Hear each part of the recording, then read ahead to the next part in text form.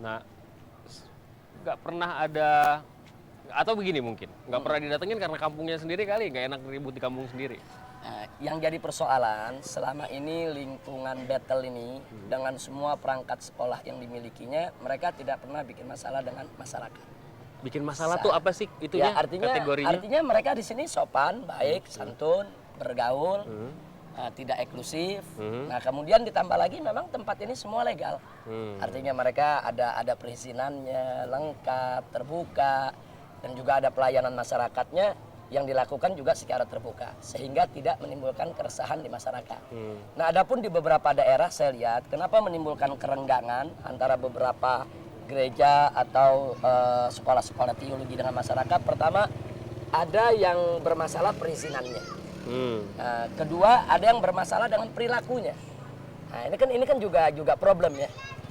Bib, kalau urusan perilaku juga yang ngurusin FPI repot banget nanti Bukan, FPI kerja. saya nggak katakan FPI, tapi saya hanya katakan di sini bahwa perilaku seseorang di suatu wilayah itu menentukan apakah masyarakat bisa menerima atau tidak terima. Ini bukan menyangkut FPI saja. Oke. Jadi kalau kita dari datang dari mana begitu ya, kemudian tinggal di daerah seseorang, kemudian kita tidak bisa menyesuaikan diri dengan kesantunan, keramahan, etika, norma-norma, itu kan akan menimbulkan problem. Dan ini nggak melihat agama mereka. Balik lagi nih pertanyaannya, Bib. Iya. Kalau misalnya itu menimbulkan keresahan secara sosial, yang ngurusin udah ada bukan? Polisi yang ngurusin misalnya. Atau ada saluran-saluran melalui camat lah, melalui lurah lah gitu. Kenapa FPI, ini gini nih, orang menangkap FPI itu kok gemesan gitu loh. Dikit-dikit maju, dikit-dikit terlibat gitu. Ya, jadi begini, saya pikir ada satu hal yang perlu diluruskan. Bahwa setiap aksi yang dilakukan FPI dalam persoalan apa saja, itu ada prosedur. Nah, di antara prosedurnya adalah bagaimana kita mendorong pemerintah setempat. Bagaimana mendorong keamanan setempat. Bagaimana kita mendorong instansi-instansi yang terkait. Ini dilakukan oleh FPI bisa berbulan-bulan, bahkan ada yang bertahun-tahun. Jadi setiap persoalan harus kita ikuti prosedur terlebih dahulu. Tapi kemudian yang gini, media menangkap potret ketika huru-hara terjadi. Iya. Artinya kan itu kan juga ada perannya FPI di dalamnya gitu. Media, kan bukan media yang sekarang begini, kalau kita bicara media, pada saat FPI menjalankan prosedur, media kan kita undang. Oke. Pada saat kita berikan surat itu kan kita bikin tembusannya. Pada saat kita melakukan satu perbuatan kan kita buat konferensi pers. Artinya media sebetulnya sudah tahu itu. Kita kalau masyarakat memang kan tergantung bagaimana media mempublikasikannya. Nah, banyak media, kita tidak bicara semua media ya. Banyak media entah apa pertimbangannya ini tidak dipublikasikan. Sehingga begitu terjadi anti klimaksnya, katakan terjadi benturan atau terjadi sesuatu yang punya nilai berita, baru media beritakan.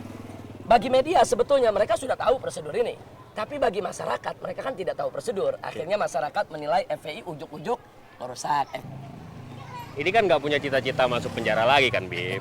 Atau laskarnya masuk penjara lagi kan? Aneh nggak tahu nanti waktu masuk penjara kemarin sempat nonton tenis apa enggak. Tapi ya setahu saya masuk penjara nggak enak gitu. Nah, ke depan ini, ke depan visi seorang Habib Rizik terhadap FPI itu apa? Ya. Apakah mau ya begini-begini aja terus gitu? Atau melakukan sesuatu yang lebih besar yang maslahatnya dirasakan orang walaupun ada stigma, ada desain untuk rusak FPI dan lain sebagainya. Visi Anda ke depan seperti apa?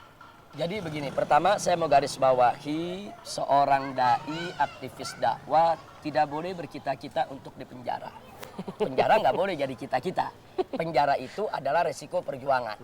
Nah, artinya kita harus sebisa mungkin menghindar dari praktek-praktek yang bisa mengantar kita kepada penjara. Itu harus kita hindarkan. Artinya bermain yang lebih cantik, yang lebih manis, yang lebih elegan. Itu cita-cita semua aktivis termasuk FPI. Saya jelas. Terima kasih. Terima kasih atas waktunya. Jadi FPI Pancasilais. Itu kata ente. Saya cuman apa namanya nganterin ente ketemu sama masyarakat yang ada di rumah. Iya, jadi artinya Pancasila jangan disalah tafsirkan lah. Pancasila jangan dijadikan alat politik dengan penafsiran-penafsiran yang menyimpang. Nah, mudah-mudahan Indonesia ke depan jadi baldah thayyibah. Amin. Dan mudah-mudahan insya Allah kita semua bisa mendapat barakah dari Allah. Amin. Terima kasih. Baik, jazakumullah khairan jazak. Sampai ketemu lagi. Ilal Sampai liqa. di sini kita ketemu minggu depan dengan tokoh yang lainnya.